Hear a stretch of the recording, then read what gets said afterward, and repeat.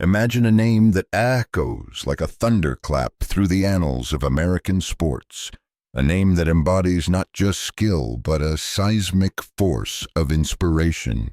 Magic Johnson. To millions of basketball devotees worldwide, he is more than a player. He is an eternal icon, a blazing comet in the galaxy of the game.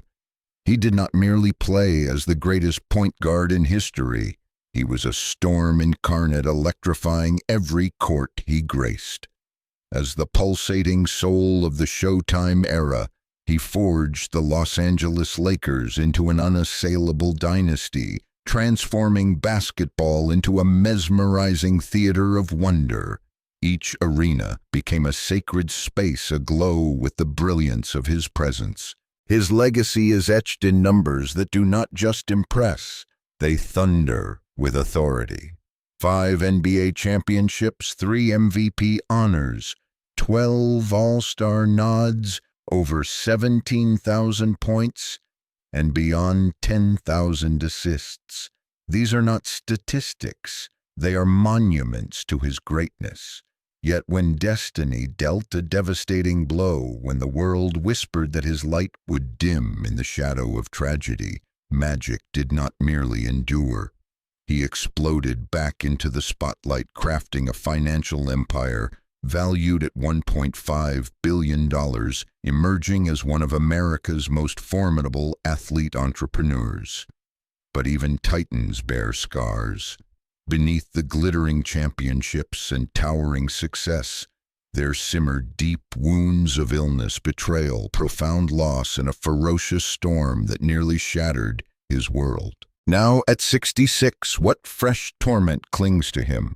Its grip unrelenting, what pain dares to challenge a spirit so indomitable?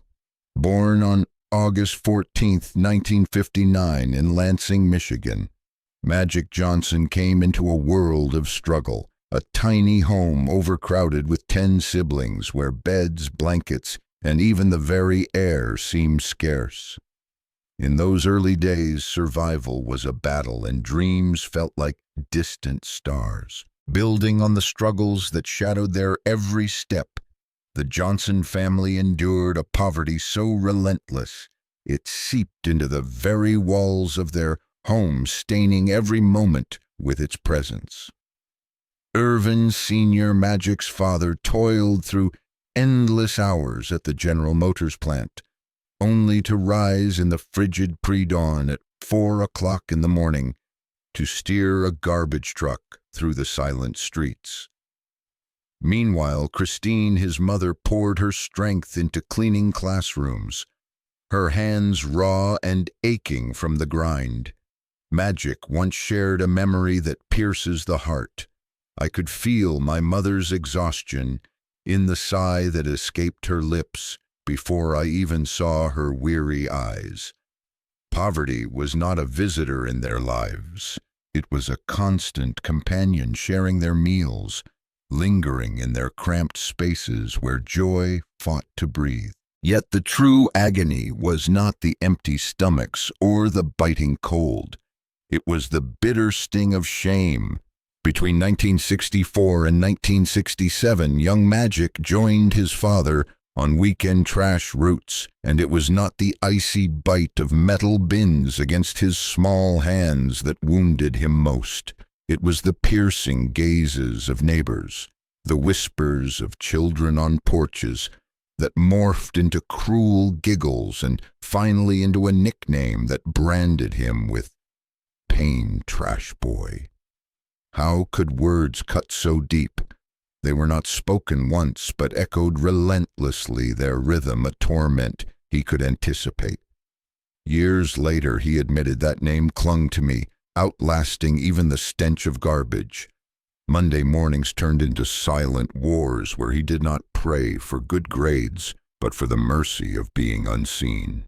He scrubbed at his coat, desperate to erase the odor, but humiliation clung tighter. At just 7, he wondered, why does helping my family feel like a punishment? Each step to school bore the crushing weight of disgrace, heavier than any load he hauled. These were invisible scars, the kind that reshape a soul. And then an even sharper pain emerged in 1971 during integration, a wound of rejection that sliced deeper still. As the echoes of a reshaped educational system reverberated through Lansing, young Irvin Johnson Jr. harbored a fragile hope of finding solace at a predominantly black school where he imagined he could finally exhale unburdened. Yet fate dealt a cruel twist. The district redirected him to Everett High, a place starkly different, overwhelmingly white, and seething with hostility in its shadowed corners. Each day as the bus ferried black students through unwelcoming streets, stones pelted its sides, the windows quaking with such violence that Irvin's hands balled into silent, trembling fists. Within the gym's icy walls, the chill deepened. Teammates withheld the ball, their refusal a silent decree. Locker room chatter died the moment he crossed the threshold, and coaches gazed right through him, as if he were a ghost haunting a space not meant for him. The unspoken verdict pressed down like a gavel: "You are not wanted here." Years later, a quiet reflection, he would recall that piercing look, eyes that branded his very existence a mistake. That loneliness did not roar. It smothered, wrapping tight around a 14-year-old's heart, until he wondered if the world had already sketched a narrow, unyielding circle he was never meant to inhabit. Yet even as these scars constricted, a defiant flame flickered within. Before dawn in 1973, at the tender hour of 5 o'clock in the morning, while Lansing slumbered, Irvin stole away to the barren concrete courts behind his neighborhood. Michigan's winter gnawed at his skin, his breath curling like mist in the frigid air, his hands quivering as they gripped the ball. But here no one sneered or turned away. The court held no judgment blind to race poverty or the cruel taunt of trash boy that still haunted his mind. It embraced him wholly fiercely. So he poured every slight, every icy glare, every tear shed into a silent pillow, into the relentless cadence of the ball dribble, step pass over and over. His signature no-look passes were not mere flair. They were forged from raw survival, a desperate yearning to carve out a world where his worth could not be denied. Under the ghostly glow of early morning, he began to redefine his place, one defiant bounce at a time. Under the pale, unforgiving sky of those early 1970s mornings, a tender hope began to flicker in his heart. Could he truly be worth more than the harsh roots from which he sprang? Was it possible to soar beyond the sting of shame? Might he ascend to such heights that no one would ever dare mock him again? In that icy dawn, long before the thunder of cheering arenas would echo his name, a fierce blaze, destined to captivate the world, already smoldered within him. His brilliance would one day illuminate the globe, yet it was forged in places so bitter, so merciless, that his mere survival feels like a triumph. How could anyone emerge unbroken from such darkness? The first embers of his ascent did not glow under the glare of stadium spotlights. They were forged in the crucible of doubt, scorn, and an unyielding resolve to prove he was more than the cruel labels life had pressed upon him. By the early 1970s, Irvin Johnson Jr., already towering near 6 feet 7 inches, was growing into the formidable, commanding frame that would one day leave the world in awe. Yet no height could guard him from the harsh realities beyond his doorstep. The piercing winters clawed through his threadbare jacket, and each trek to school felt like a battle against a world hell-bent on keeping him down. The cold was not just outside. It seeped into my very soul, he would later confess. Yet destiny often lurks within our deepest pain. At 15, on a night charged with anguish, yearning, and untamed talent, his fate erupted in a single transformative spark. In a shadowy high school gym steeped in the scent of dust and weathered timber, his body moved as if fueled by something divine beyond mere strength or youth. 36 points, 18 rebounds, 16 assists. Statistics not of a boy but of a legend in the making. A local reporter, stunned, lifted his gaze from the stat sheet and breathed a word that would cling to him for eternity: Magic. As the echoes of triumph lingered from the previous chapter of his journey, Magic found himself caught in a whirlwind of emotion. He later confessed with a tremor in his voice, "I stood frozen. A part of me reveled in the glory, yet another part trembled, haunted by the fear that I could never match such a grand title." Even victory was laced with uncertainty. Racing home, his heart pounding with both pride and dread, he shared the news with his mother, Christine, the unwavering pillar of faith who had guided their family through the fiercest of storms. Her gentle caution pierced the moment. "Remember, only God weaves true miracles." Who was he to bear a name so vast, so laden with expectation? What if the world turned its back once more, mocking his dreams? Yet, astonishingly, it did not. America opened its arms, and Magic became not just a name, but a crown of honor and a burden he would shoulder forever. Yet as destiny sculpted his path with promise, tragedy wielded a sharper blade, carving wounds that would never fully heal. Nothing struck deeper than the darkness of 1976. Reggie Chastain, his dearest friend, the sole teammate who saw beyond skin or status, the one who always passed the ball when others turned away, was stolen by a car accident at the tender age of 18. Magic, just 17, felt the world collapse with that devastating call. "It was as if the breath was ripped from my lungs," he mourned. Reggie was not merely a companion. He was a sanctuary in a world that often felt hostile. He lingered after practice when others shunned Magic, cheered every brilliant move, and shared laughter in desolate gyms under dim lights. Magic could still hear Reggie's voice after a grueling session, his arms slung around his shoulder. "You have something rare, man. I see it, and soon they will too." Losing him was not just a moment of grief, it was a seismic rupture.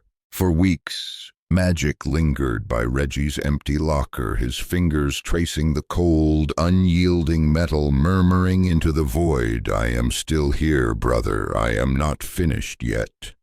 As he walked past the old court where they lingered until dusk, the ghostly sound of Reggie's laughter still lingered in the twilight breeze, tugging at his heart.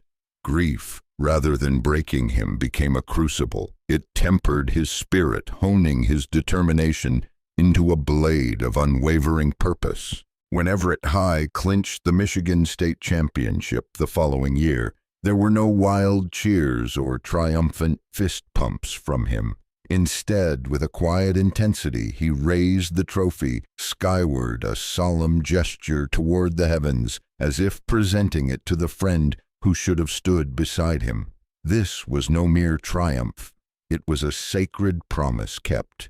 The journey did not end there. In 1977, stepping onto the sprawling campus of Michigan State University, a worn duffel bag slung over his shoulder, he bore far more than just belongings.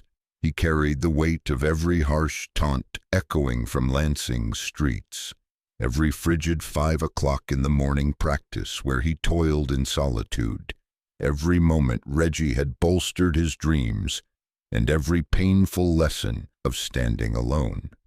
Under Coach Judd Heathcote, the grind was relentless, brutal drills, exhaustive film reviews, a pressure that shattered lesser souls.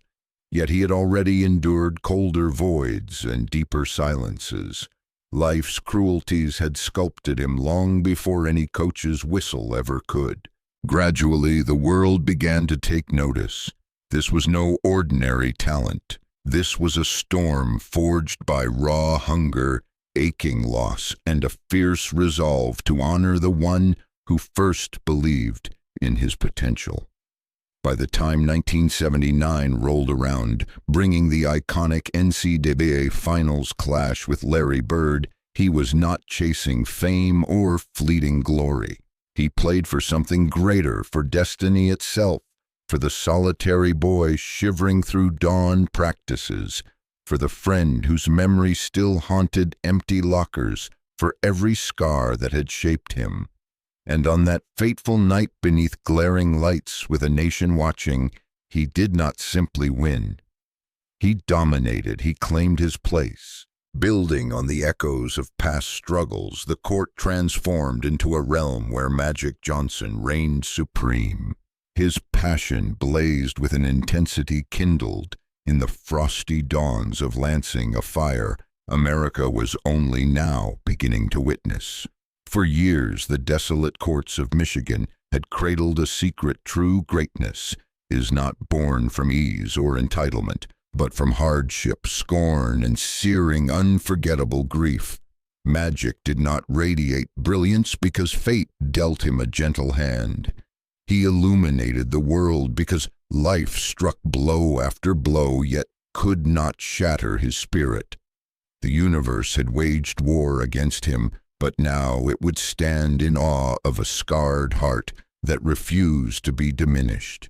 Could a wounded soul truly rise to rewrite destiny? When Magic Johnson stormed into the NBA in 1979, a mere 20 years old, he did not waltz into acclaim. He plunged headfirst into a tempest of scrutiny. Hollywood's dazzling glow encircled him, yet those beams felt more like harsh spotlights than a welcoming embrace. People assume the spotlight warms you, he once mused with a bitter edge. Sometimes it scorches. Seasoned players murmured that he was too joyful, too green, too unlike them. Writers ridiculed the curve of his grin. Detractors scoffed at his no-look passes, dismissing them as mere parlor tricks unworthy of serious play. Beneath this cacophony, the young man from Lansing who once trudged to school, dreading taunts of worthlessness, felt each jab pierce him like an old, cruel knife. I knew the sting of mockery, he later confessed, so I played with a ferocity to silence every jeer. What the skeptics could not grasp was profound. Each taunt honed his edge. Each scornful glance sculpted his resolve. Each whisper of doubt tempered his will. In their attempt to cage him, the world unknowingly ignited a spark of rebellion. That spark flared into an inferno sooner than anyone could foresee. In the 1980 NBA Finals, with the Lakers teetering on the edge of despair, their cornerstone Kareem Abdul-Jabbar crumpled under a vicious ankle sprain. Panic gripped the team. Magic had never guarded the center position. He had never faced such a daunting void. As the echoes of past triumphs lingered from the previous chapter of this saga, a young phenom bore a burden far heavier than any before him, though he had never shouldered the weight of an entire city. On the flight to Philadelphia for Game 6, he strode with audacious confidence to the front of the plane and claimed Kareem's seat, a daring move that hushed the cabin into stunned silence. With unwavering resolve, he declared to his one-eyed teammates, "I have this," and he delivered. Under the crushing weight of championship stakes, this rookie unleashed a performance so staggering it still defies comprehension, even after all these years. At merely 20 years old, he racked up 42 points, snatched 15 rebounds, dished out 7 assists, and nabbed 3 steals, all while seamlessly shifting through 5 positions in a single electrifying game. He did not just secure a title, He wrested the very crown of basketball from the heavens. Yet beneath the celebratory champagne showers and the relentless flash of cameras, a quieter truth simmered. "I was smiling," he confessed years later, his voice tinged with raw honesty. "But inside I was utterly spent. My legs trembled beneath me. Greatness had arrived prematurely, exacting a ruthless, unrelenting toll." As the 1980s surged ahead with unstoppable momentum, Magic emerged as the pulsating soul of Showtime, an era of basketball so dynamic it redefined the sport's essence. The Lakers transcended mere teamhood. They were a spectacle, a symphony, a surge of raw energy. Magic, with over 11 assists per game and an astonishing 138 career triple-doubles, conducted the court with passes so otherworldly they seemed touched by the divine. But brilliance demanded sacrifice. The NBA's grueling 82-game gauntlet, the sleepless cross-country flights, the unyielding glare of cameras, and the suffocating pressure bore down without mercy. Some nights his back seized so fiercely that he sprawled on the frigid locker room floor, gazing at the ceiling, murmuring, "Lord, just let me rise tomorrow." His body ached in protest, his knees ballooned with strain, his iconic smile became a shield. Even teammates at times bristled under the spotlight he never sought. On the hardwood, rivals unleashed their fury. Elbows jabbed, body checks landed, bruises painted his ribs. Off the court, the staggering weight of a 25-year, $25 million contract, the richest in NBA history, loomed over him.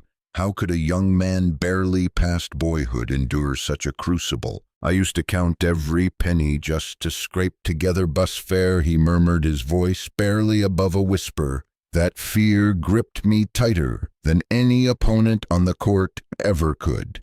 Even in the aftermath of victories that sent stadiums into frenzies of cheers, he often found himself alone in sterile hotel rooms, drowned in a silence so profound that the rhythm of his own heartbeat became his only companion.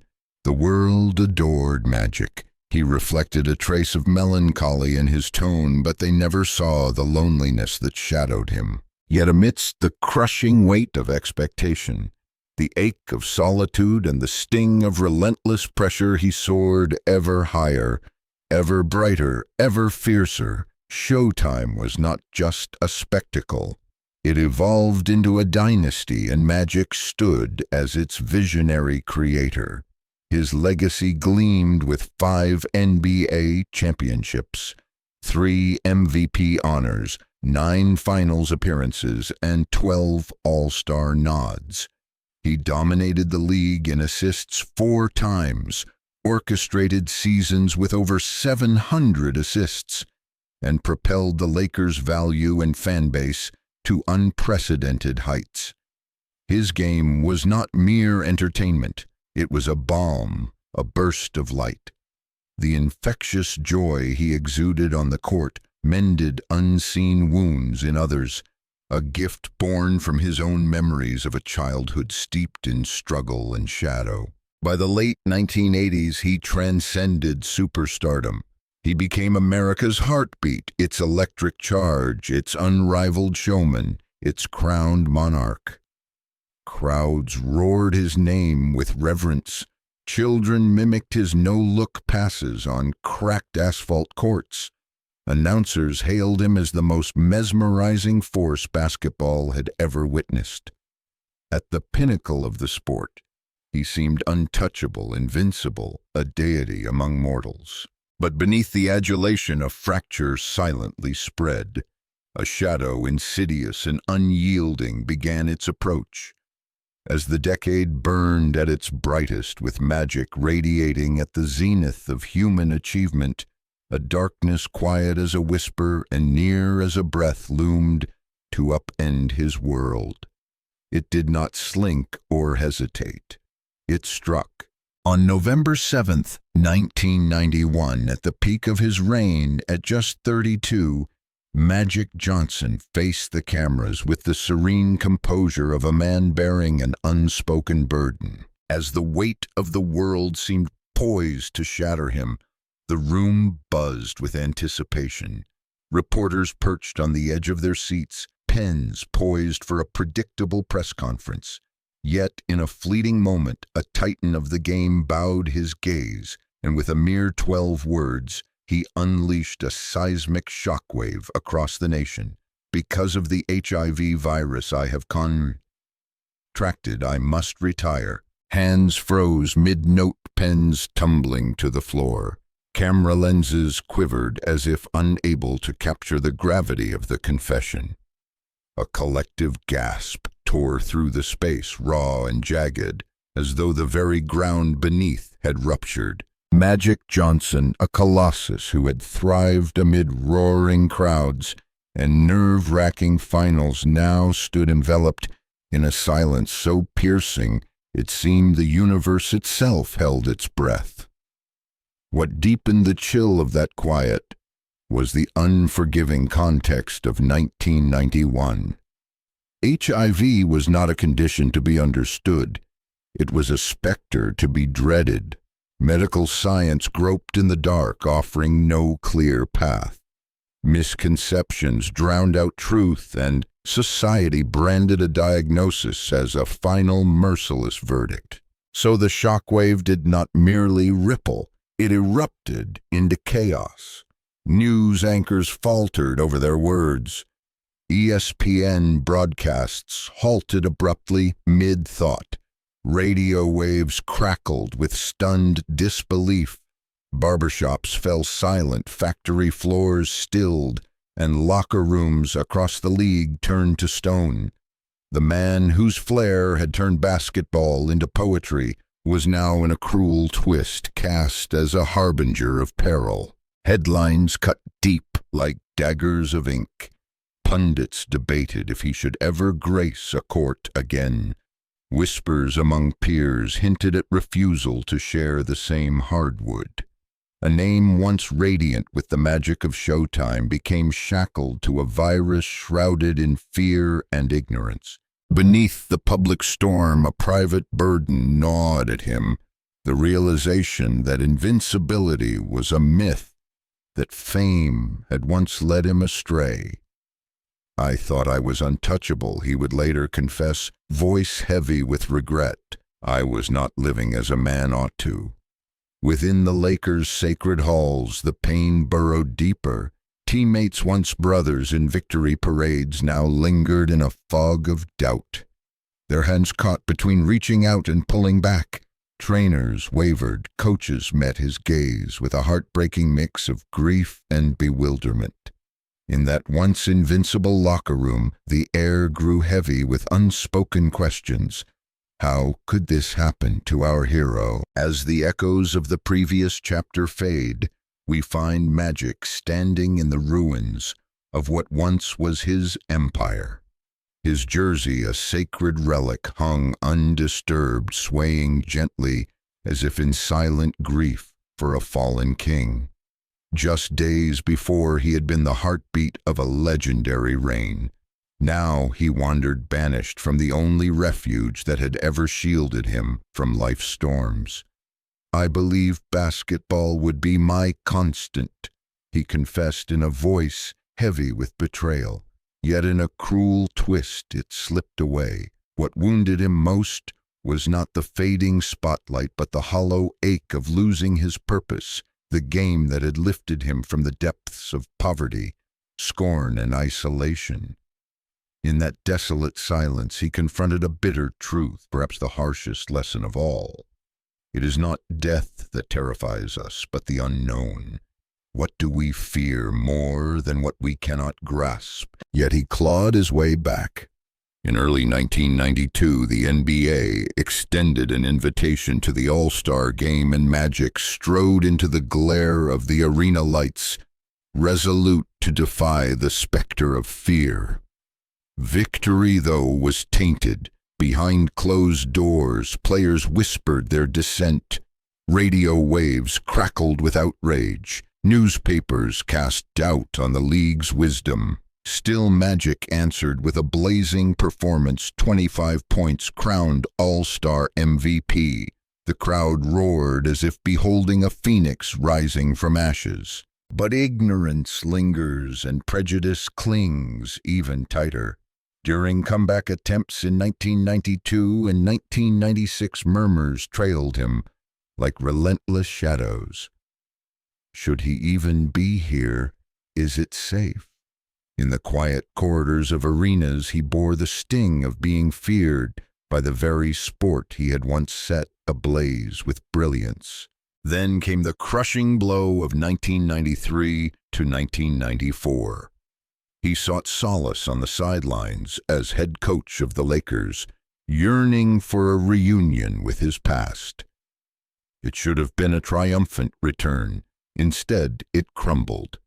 The team faltered under mounting pressure losses piled high, and players gazed upon him not as a guiding force, but as a ghost of a bygone era. After a mere 16 games, the dream shattered. A titan who once commanded the court now stood at the edge of the world he had forged, an outsider in his own kingdom. As the echoes of past struggles fade, a poignant truth emerges from the shadows of Magic Johnson's journey. I had to rediscover who I was. He confessed, his voice heavy with introspection. Yet the game, the very arena that had defined him, had already slipped beyond his grasp. In that stark, humbling moment, a piercing reality cut deeper than any loss on the court. Greatness, no matter how towering, offers no armor against life's harsh reckonings. But character shines when the spotlight dims and the crowd disperses. It is in the rising after the fall that a man's true mettle is forged. The tumble from grace in 1991 was merciless, swift, public, and utterly devastating. Headlines screamed of HIV as an end, while society wove fear into iron bars of isolation. Yet unseen by the world, a flame still flickered within Magic. Though the game that had cradled his dreams was gone, the inferno of his spirit refused to be extinguished. Amidst the wreckage, he made a daring, soul-bearing choice to reconstruct himself from the rubble. Not through passive yearning for pity or fleeting hopes of miracles, but by crafting a new empire from the charred remains of yesterday. In 1993 and 1994, long before the title of mogul graced his name, Magic trod alone through the forsaken corners of Los Angeles. He wandered past fractured pavements, shuttered storefronts, and theaters crumbling beneath layers of neglect. These streets mirrored my roots, he reflected, his heart tethered to those forgotten places. Profit was not his pursuit, meaning was. In the silence of those desolate blocks, he unearthed a treasure grief could not steal purpose. Yet purpose is a hollow shell without the sting of struggle. Rebuilding is born in the crucible of rejection.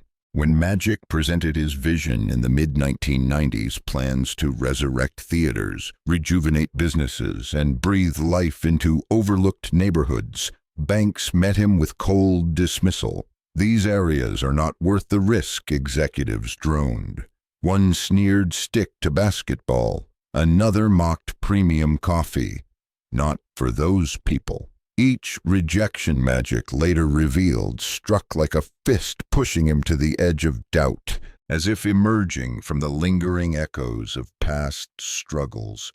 He pressed forward, stepping into the dim-lit ruins of forgotten shops and desolate theaters, engaging with families whose voices had long been unheard. He perched on splintered seats, envisioning the flicker of projectors breathing life into those forsaken spaces once more. With no guide, no safety net, and not a single promise of success, he staked everything on the only thing. He had left his unyielding spirit. The Baldwin Hills Theater, reborn under his touch, was neither grand nor ostentatious, but it was his. When it transformed into a lively sanctuary for families, children, and aspiring workers, a revelation struck him like lightning. Could it be that the truest triumph after losing it all is simply to rise again, to stand tall against the odds? That first victory was a quiet, powerful testament to resilience. Then came the blaze of opportunity in the late 1990s. Howard Schultz, the visionary behind Starbucks, approached with a question corporate America had never dared voice. Could Starbucks thrive in the very neighborhoods it had overlooked? Without a flicker of doubt, he answered yes. "You just have not met my community," he declared with conviction. Pouring millions of his own hard-earned savings into the gamble money he could not afford to lose, he knew every cent was a risk, every outcome uncertain. Failure would have echoed the scorn of his detractors, yet faith propelled him where fear faltered. The outcome was astonishing. His Starbucks locations did not merely succeed, they shattered expectations.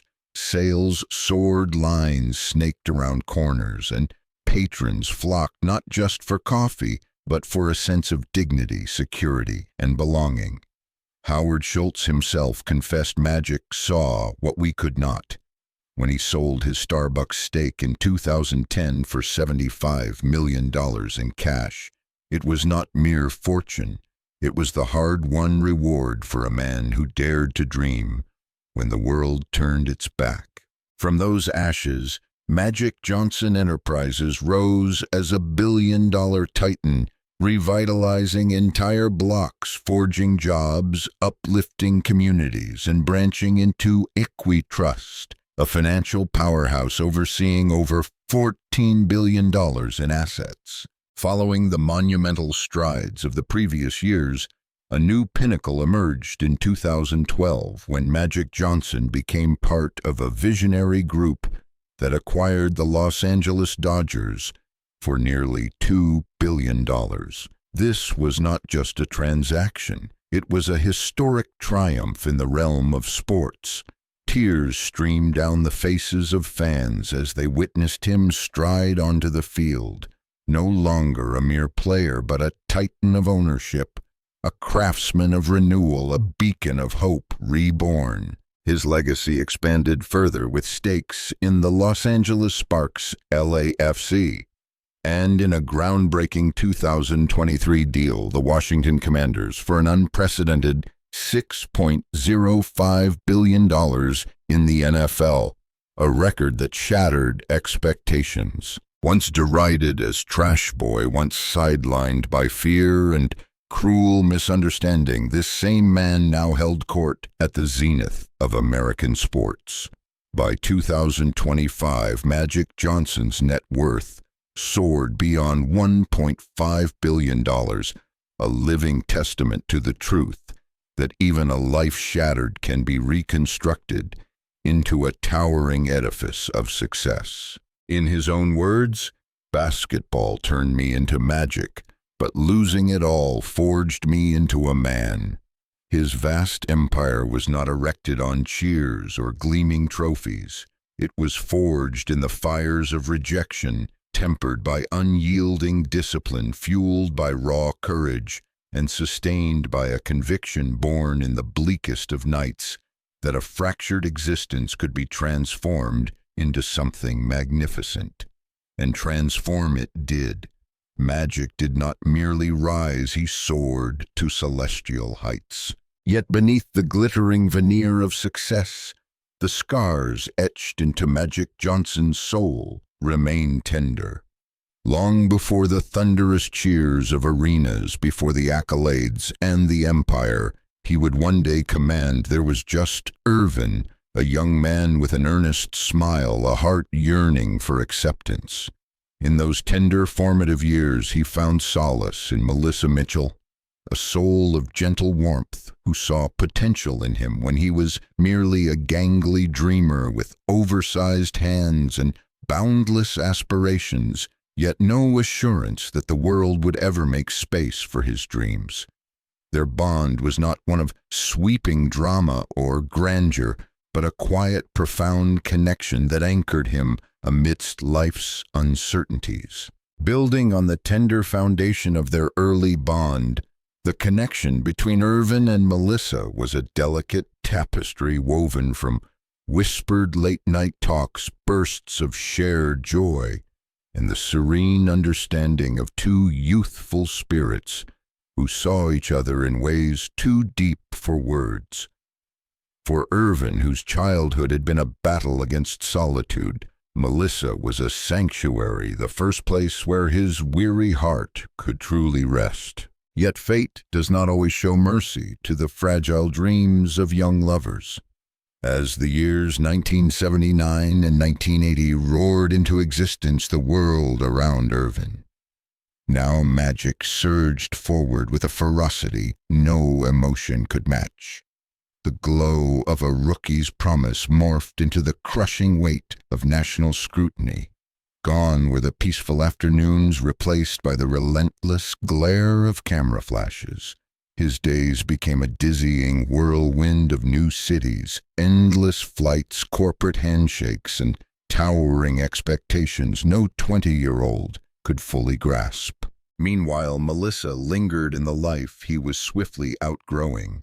Their paths did not collide with dramatic force. Rather, they slipped apart quietly, almost imperceptibly. Long, soulful phone calls dwindled to hurried exchanges. Vows to reunite softened into vague intentions. Two hearts, once pulsing in perfect unison, now swayed to discordant beats. Reflecting later, Magic confessed with raw honesty, "Success arrived so swiftly, it outran the boy I still was inside." His words were not just a reflection, they carried the weight of regret, a silent plea for forgiveness etched into his past. Then came 1981, a year of staggering highs and haunting contradictions. Melissa brought Andre, their son, into the world, a tiny miracle bearing Magic's radiant smile and the promise of his legacy in the delicate curl of his small hands. When Magic first cradled him, a tidal wave of emotion broke within love, wonder, and dread crashing together. But love alone cannot bridge the gap of unreadiness. At 21, he stood at a crossroads of worldwide fame and personal duty, struggling to steady a life racing beyond his maturity. "I did not know how to be a father," yet he later admitted, his voice heavy with truth. It was not a justification, but a deep, lingering pain. And as his relentless schedule swallowed him whole, Melissa bore the quiet, unyielding burden of raising their child alone in the spaces he could no longer fill. Continuing from the echoes of past struggles, the story of motherhood unfolded in solitude for her. With unwavering dignity and quiet fortitude, she nurtured their son, shaping him into a man of substance, all while the father she once cherished transformed into a global icon claimed by the world. Their love story did not crumble under the weight of bitterness or deceit. Rather, it dissolved with the tender, melancholic ache that so often accompanies the fleeting nature of youthful romance.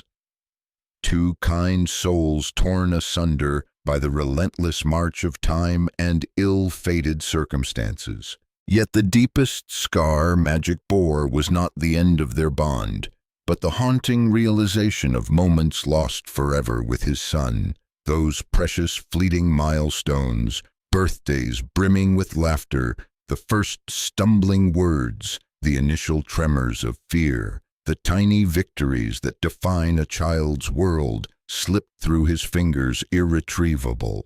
This regret lingered, a silent companion etching itself into his heart with unshakable permanence. But life, in its boundless and unexpected grace, extended a rare gift, a chance to mend what had been broken. Andre, now grown, emerged as a man of depth, rooted, reflective, and kind. As he crossed the threshold into adulthood, father and son sought each other once more. It was no simple reunion, nor an instantaneous one, but a deliberate journey of rebuilding what distance had shattered. Today, Andre stands shoulder to shoulder with his father, not merely as kin, but as a valued partner steering the helm of Magic Johnson Enterprises, a living embodiment of restoration forged through perseverance, humility, and boundless affection. In this reunion lies a piercing truth of Magic Johnson's odyssey. Even legends stumble, even heroes harbor silent sorrows. But true greatness is not defined by the missteps one takes. It is sculpted by the relentless drive to right those wrongs. By loving fiercer in the second act, Magic proved that some of life's most profound triumphs are not claimed on hardwood courts, but in the raw, brave labor of becoming the person you long to be. Love seldom adheres to our timelines. For Magic, it bloomed anew after a heartbreak that left him silently reassembling the fragments of his world. As the echoes of Melissa Mitchell's unraveling under the glare of burgeoning fame faded, Irvin found his heart tugged toward a presence that radiated a different kind of energy, serene, grounding, a safe harbor in a tempestuous sea. Her name was Cookie Kelly.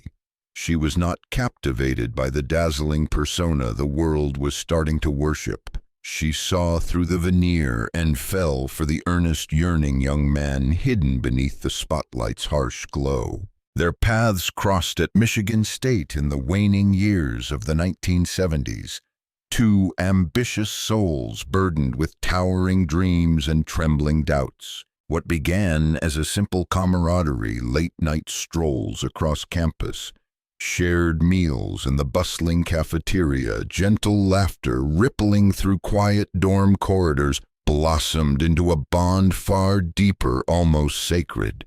Cookie glimpsed the boy still scarred by the shadows of childhood humiliation, still searching for somewhere to truly belong. And in her Magic did not find a fleeting distraction, but a sanctuary, a true home. Their love unfurled in fleeting moments of tranquility amidst the whirlwind of Magic's nascent stardom.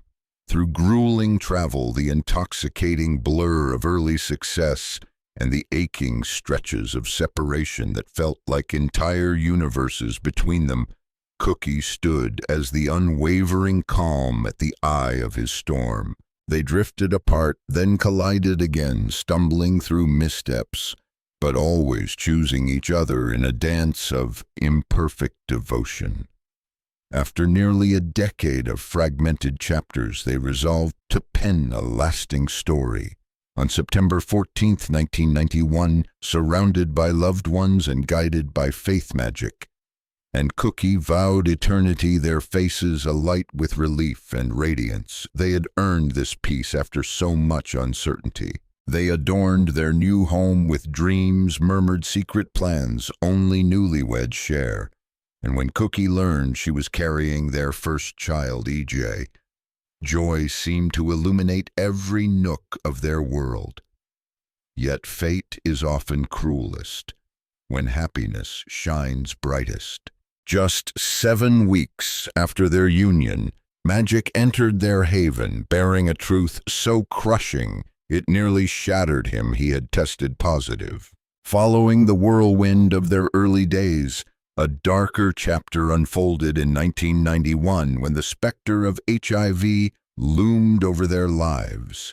Back then, before science offered clarity or compassion, this disease was a whispered curse shrouded in ignorance and dread, a topic so taboo it seemed to taint the very air.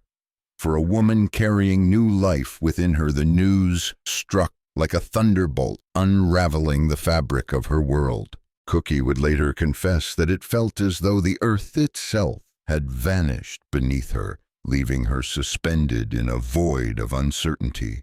Was she infected? Was her unborn child at risk? The radiant joy of their honeymoon dimmed into a haze of restless nights.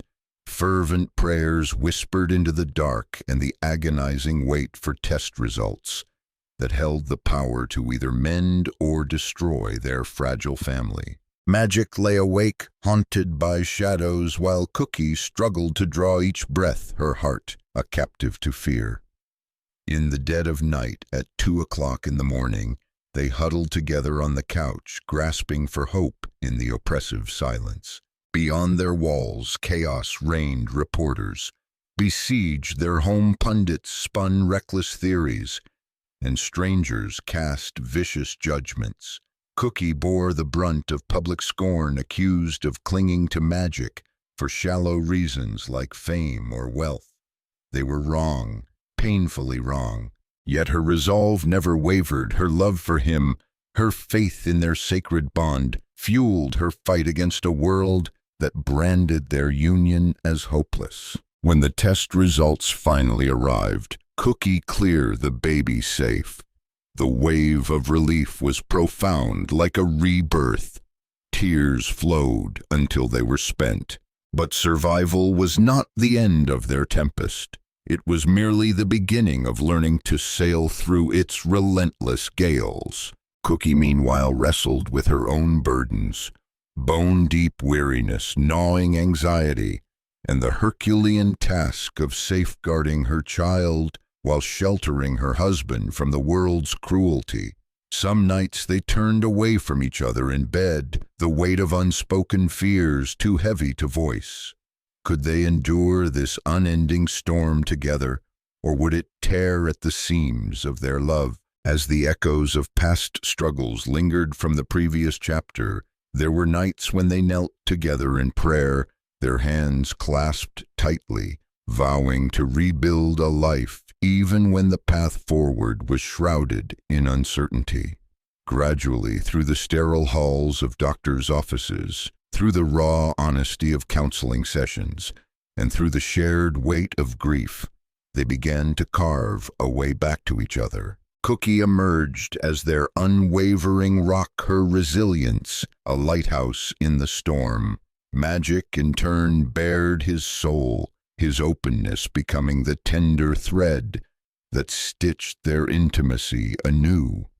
Those sacred vows spoken mere weeks before, through better or worse, in sickness and in health, transformed from ritual into the bedrock of their survival. Magic would later confess with a tremor in his voice, "I am not sure I was worthy of her back then, but I grew into the man she always saw in me." And Cookie, with a bravery the world too often overlooks, became the pulsing heart of their sanctuary. Their endurance was not born of a flawless union, but of a relentless choice to stand by each other even when the world whispered they would crumble. True devotion is not forged in the glow of effortless days, but in the grip of hands that refuse to release when everything unravels, and in the fortress two souls erect when they defy surrender. Some tempests do not batter a man from the outside, they pierce through the ones he cherishes most. Just when Magic Johnson thought he had weathered life's fiercest blows, HIV, the sting of public scorn, a career in ruins, the grueling ascent to reclaim his legacy, he discovered that the sharpest pain was not his own.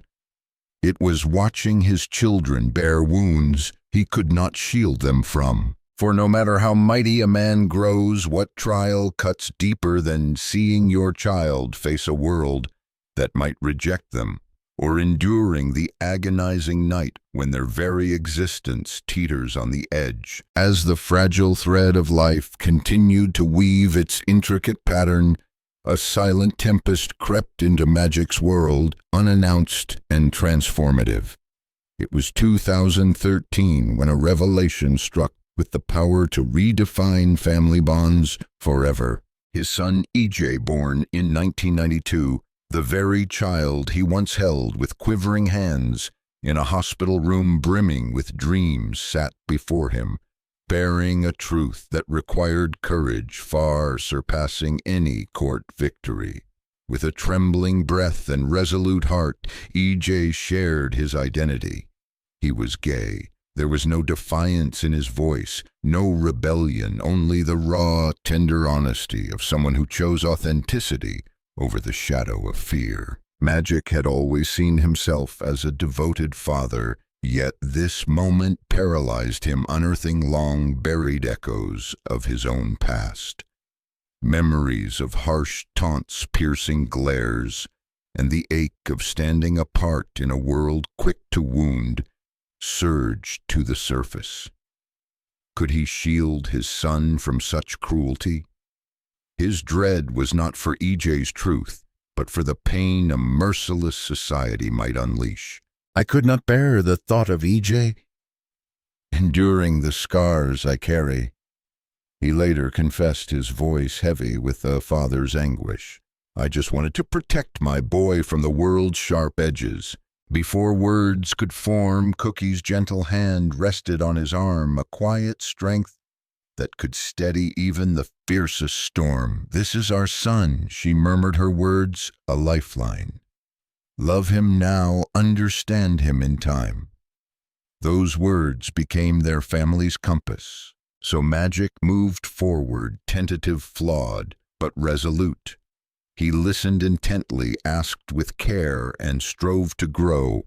He shed the prejudices etched into him by a harsher era, trading fear for empathy, doubt for acceptance.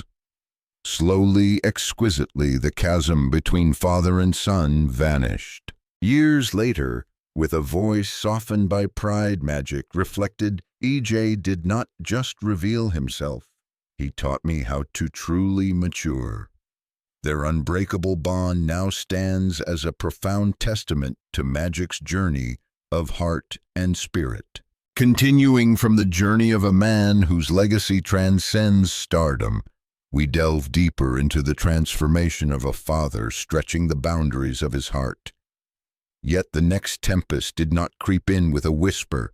It crashed down with the ferocity of a thunderbolt, sudden and ruthless in its descent. In the chilling December of 2018, Magic's daughter Elisa, barely into her 20s, was at a friend's house in Los Angeles when terror invaded her world. Armed intruders shattered the night, and in mere moments that stretched into an agonizing eternity, chaos reigned. Elisa fled into the icy darkness, her bare feet stung by the unforgiving pavement, her pulse thundering louder than any alarm, drowning out the echo of pursuing steps and the scream of her own dread. In those harrowing instants, she was stripped of privilege, no longer the heiress to a billionaire's name or shielded by the glow of fame. She was just a young woman, vulnerable and desperate, clinging to the fragile hope of drawing her next breath. Oh, how fragile life can seem in the shadow of such terror. When the phone pierced the silence with its shrill cry, Magic felt a crack splinter through his very soul. A fear unlike any he had ever known surged within him, raw, untamed, all-consuming.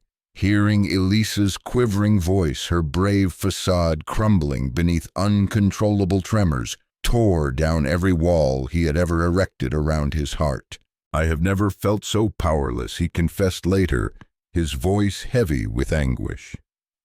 All my life I have battled with my own strength, but this was a war I could not shield her from. Her breathless pleas haunted him, each memory, a sharper twist of the blade, a brutal reminder of how near he came to losing her. When he finally reached her, she stood barefoot, drained with mascara, tracing dark rivers down her pale face, but alive. Magic enveloped her in his embrace, clutching her, as a father holds the most irreplaceable treasure ever entrusted to him. In that moment of raw connection, a profound truth crystallized, one no triumph on any stage had ever revealed. All his wealth, his accolades, His vast empires paled into insignificance against the safety of his children. Yet the most piercing revelation of all was the dawning realization that even a man of his stature could not always stand as their impenetrable fortress. As the echoes of past triumphs lingered from earlier chapters, a profound realization settled over Magic Johnson. A father's love, though fierce, cannot guard against every looming darkness. Sometimes all one can do is be the steady ground beneath their feet when they stumble breathless from the chase of life's tempests. Yet these fierce gales, EJ's bold revelation of his truth, Elisa's harrowing night of fear, did not shatter the Johnson family. Instead, they forged it anew, tempering their unity with unyielding resilience. They etched a deeper fortitude into the very heart of their bond. What lessons these storms imparted! They whispered to Magic that true greatness is not tallied in point-scored championship rings or amassed wealth. It is in the quiet strength of standing firm when the world seeks to tear apart those you cherish most. Through these trials, humility bloomed within him, patience took root, and a courage far beyond the demands of any basketball court emerged. My children, Magic mused with raw honesty, they were my salvation. They showed me how to love with a fuller heart. Could there be a more luminous truth in his storied journey? While greatness on the court brought him acclaim, fatherhood gifted him a wisdom far more profound. These storms were not harbingers of ruin, but revelations of unbreakable ties. The man who once dazzled the world with his no-look passes uncovered life's ultimate treasure, not in fleeting success, fame, or vast empires, but in family and the hands you clutch when all else crumbles. Yet some sorrows cut deeper than any game's defeat. For Magic, the most piercing griefs were not born on hardwood floors or in public scrutiny, but in the silent void left by losing the two men who molded him before fame ever beckoned. One bestowed upon him his name, the other his purpose. When they departed, a stillness settled within him so profound that even the thunder of 20,000 cheering voices could not pierce it. Then in 2023, another loss reshaped his soul. The passing of Irvin, the man who taught him the very essence of dignity. As the echoes of past triumphs lingered from the previous chapter, a profound sorrow cast its shadow over Magic's world. Johnson Sr., the unyielding pillar of his life, succumbed to a relentless illness after a grueling fight. This was the man who rose before dawn, dragging cumbersome trash cans through the biting cold to ensure his family never went hungry.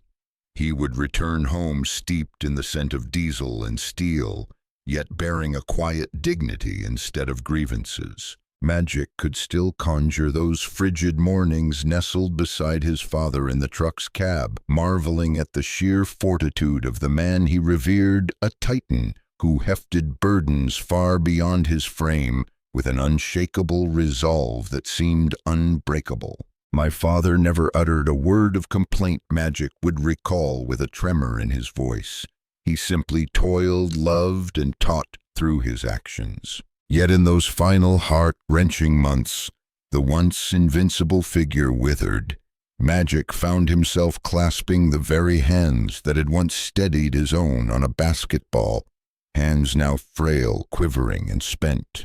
No cheering crowds, no flashing cameras, just a sun bearing witness to the slow dimming of the strongest soul he had ever known. When that final breath escaped, the ground beneath Magic seemed to shift. How could the world keep turning when the guiding star of his youth had extinguished? In that silent, shattering moment, Magic learned that grief does not thunder. It seeps. It carves hollows within you, reshaping your very essence without a sound.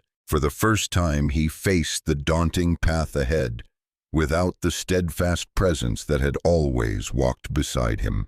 Yet grief is a relentless traveler slipping through the corridors of memory. Before this loss, Magic had already endured another soul-crushing farewell, the departure of Dr. Jerry Buss, a man who sculpted his adulthood with the same indelible impact that Irvin Sr. had on his childhood. To the world, Buss was the audacious visionary owner of the Lakers. To Magic, he was the sage who glimpsed brilliance in a hesitant 20-year-old rookie, drawing him close with the transformative words, "You are the future of this franchise." How could one man carry such faith in another's untested potential? As the echoes of the past lingered from the previous chapter, the weight of loss bore down on Magic with a quiet, unrelenting force. He had been molded by a man who stood as his shield against life's tempests, who instilled in him the art of commerce, who planted the seed of empires in his mind long before Magic himself dared to dream of such heights. Jerry Buss, with his boundless vision, had been that guiding light. Yet when sickness stole the fierce spark from Buss's eyes, Magic remained steadfast by his side, just as he would years later with his own father. He clutched that familiar hand, weaving tales of old, chuckling softly to mask the dread splintering his heart. When Jerry Buss breathed his last, Magic stepped into the pale dawn and murmured a confession that shattered him to his core. "I have lost the man who showed me I could be greater than I ever imagined. The ache of losing one father scars the soul, but to lose two rewires the very pull of your existence." In the hushed months that followed, memories became both refuge and torment. Some glowed with warmth, others cut deep, yet all were treasures beyond replacement. His father had taught him the grit of labor. Buss had ignited the audacity to dream. One forged his spirit, the other sculpted his destiny. Now both were gone. In rare, unguarded moments, Magic confessed, "I had every triumph a man could crave, yet I felt like a child stumbling without a father's steadying hand." Still amidst the sorrow, a steadfast truth endured. The essence of those men never faded. Their wisdom guided his choices, their fortitude fueled his endurance, their boundless love shaped how he nurtured his own family. At gatherings, as he caught Cookie's laughter drifting across the room, or watched his children carve their own paths, a profound realization dawned, a lesson both fathers had imparted in their unique ways. He pressed onward as life demanded, yet a fragment of his soul remained tethered to those hospital rooms, lingering in the poignant silences shared with the men who defined him. Those silences would resonate through every victory yet to come. From the echoes of the previous chapter, where resilience was forged in the face of relentless odds, we find him still caught in the grip of an unyielding timer, a countdown the world once swore no soul could escape. Yet each morning he rises to defy the ticking hands of fate. The world clings to memories of his radiant grin, the gleaming trophies, the dynasty he built. But his body bears the weight of a darker legacy, the day HIV cast its long, unshakable shadow over his life. Every dawn unfolds with a quiet ritual. There, on the edge of his bed, Magic sits drawing slow, deliberate breaths, coaxing his weary frame to respond. Some days it yields to his will. More often it resists with a vengeance. His joints creak like rusted gears, and his lower back sears with relentless rolling pain, a brutal reminder of NBA battles and years of unyielding medication. Beside him, a small bottle stands sentinel on the nightstand. At the same precise moment each day, the cap snaps open with a faint click. Consistency is not just habit, it is his lifeline. A single missed dose could unleash chaos through his system, a silent catastrophic warning. As he gazes at the pill cradled in his hand, memories flood back days when such a lifeline did not exist, when a diagnosis was a death knell, not a doorway to hope. Every sunrise feels like a loan, he once murmured, voice soft with wonder, but I cherish each as a treasure. How can one not marvel at such fragile, defiant grace? When night descends, the struggle merely shifts its form. Pain does not knock. It creeps in burrows deep and claims its territory. It slithers from his spine to his left leg, turning every movement into a wince, a wound that life refuses to mend. The medical world labels it chronic degenerative discomfort. He names it the toll of endurance. Cookie senses his unrest before a word escapes him. The restless sheets, the heavy sigh, the lingering hush. In the dark, her hand finds his chest, her whisper a lifeline, I am here. Those two words steady him when medication churns his gut, when sweat soaks him at 3 o'clock in the morning, when insomnia prowls through shadowed rooms heavy with dread. Back in the late 1990s, sleep was a fleeting visitor, rarely lingering beyond 90 minutes. Can you imagine the weight of such restless nights, the quiet courage it demands? As the night deepened, he wandered restlessly, his swollen ankles protesting with each step, gazing into the shadowed void, with a whispered query that haunts every soul tethered to chronic illness. Will tomorrow bring a heavier burden than today? Yet pain has never been granted the final say in his story.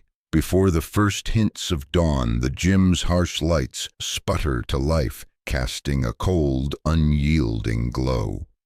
With the resolve of a warrior stepping onto a battlefield, he knows too well he enters this sacred space.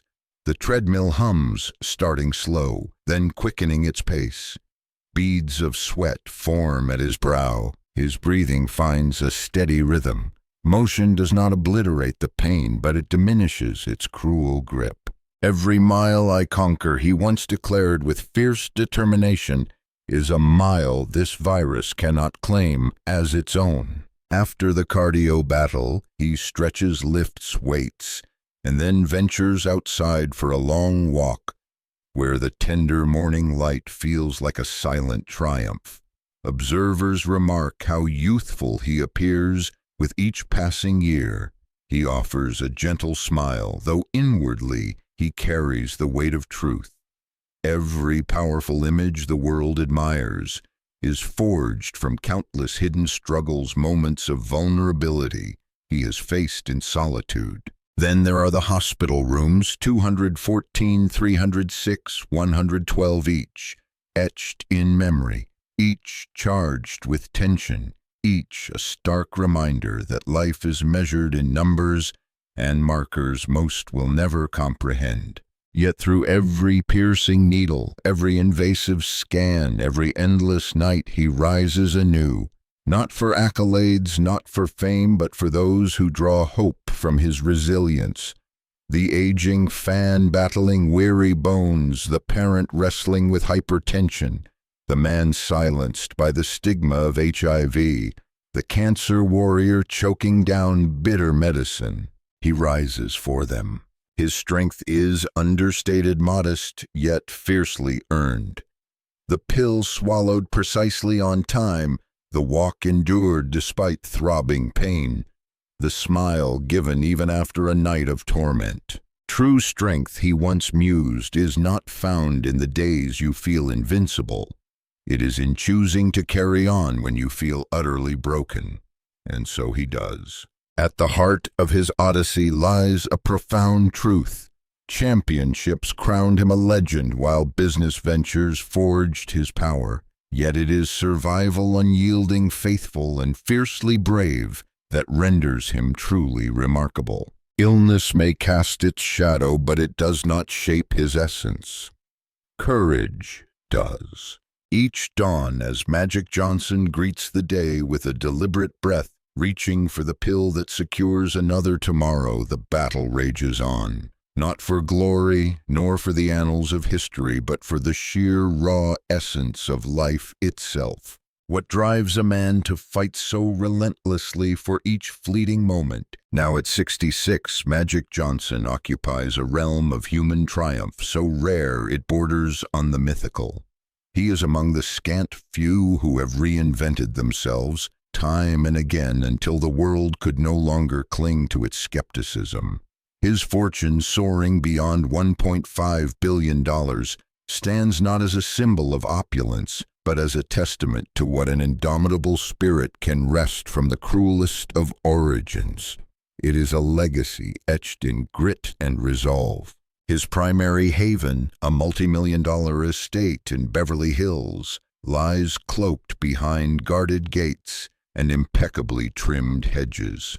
More than a mere residence, it is a sanctuary of modern splendor. Sprawling across vast hillside terrain, it boasts stone-laid terraces, corridors of glass that shimmer with golden dawn light, a towering two-story great room adorned with art, worthy of galleries and vast windows that capture the Los Angeles skyline as if it were a masterpiece in motion. Beyond its walls, palm-fringed walkways, a heated infinity pool, secluded citrus groves, and a fire-warm outdoor lounge craft, a refuge where luxury and tranquility intertwine. Yet this is merely the first gem in his collection. Along the coast, his Dana Point villa perches atop a cliff, gazing at the Pacific. With Roman pillars intricately carved, stone balconies, terracotta tiling, and towering windows that drink in every wave and sunset. When the clamor of the world grows too heavy, he retreats to his Palm Springs desert enclave, where stark architecture, cactus-filled courtyards, and the whisper of desert winds offer sacred silence. As we delve deeper into his world, we uncover a sanctuary forged from brick and dreams. His sprawling estates stand as more than residences. They are havens of solace, echoing with the warmth of family and the weight of triumph. Beyond these personal retreats, his commercial empire unfolds like a silent symphony. Shopping centers bustling with life, mixed-use developments breathing modernity, and towering office buildings piercing the sky, all weaving a steady stream of prosperity. This is the legacy of a man who understood from tender years that land is not just soil, it is history etched in permanence. Once he counted space in the cramped inches he shared with siblings, a tight-knit struggle for room to breathe. Now his dominion stretches across acres, skylines, and boundless horizons. The luxuries that surround him today are not mere extravagances. They are tangible proof of survival, of a life clawed from hardship into grandeur. Picture his Rolls-Royce Phantom, whispering through the streets of Los Angeles with the reverence of a sacred space.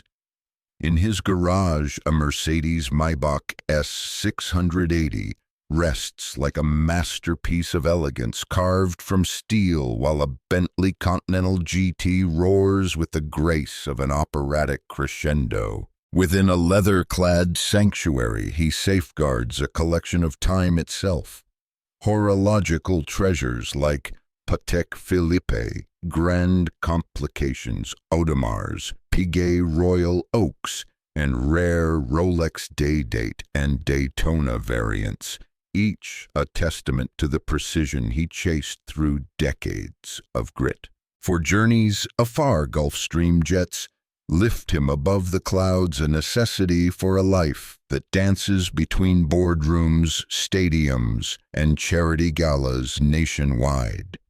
Family escapes unfold on chartered yachts, gliding along the Amalfi Coast or through the Bahamas, where he gazes at the endless sea from sun decks aglow with lanterns and the sound of laughter.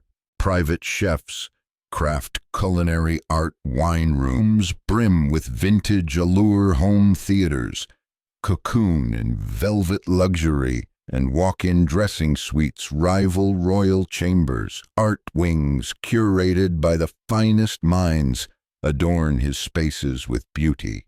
Can you imagine the boy who once rode garbage trucks with his father at dawn, now living amidst such splendor? Yet beyond the gleaming cars, vast estates, and soaring aircraft, his truest treasure lies in something far simpler, yet profound: time.